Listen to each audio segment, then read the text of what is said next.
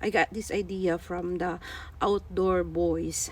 So I have here a mixture of yeast, sugar, little bit of sugar, and flour. And for a twist, I put some dried sultanas and raisins. In the zip bag, you only need to add some water, and then